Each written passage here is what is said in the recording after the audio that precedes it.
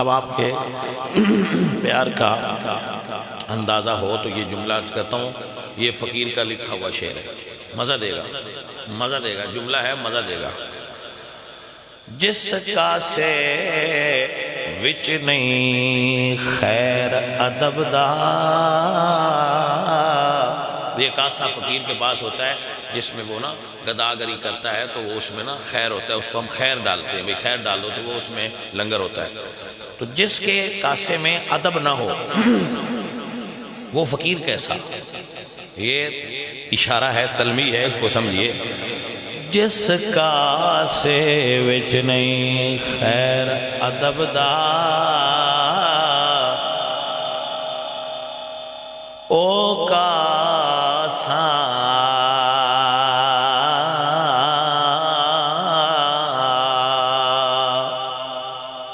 بنن دے قابل، جس کاسے وچ نہیں خیر ادب دا، جڑا اگلا جملہ سمجھو میری طرف داد پہلا ہے۔ جس کاسے وچ نہیں خیر ادب دا، او کاسا بنن دے قابل، جیڑا انگل اٹھائے اصحاب اتے، او ہاتھ نہیں چمن دے قابل۔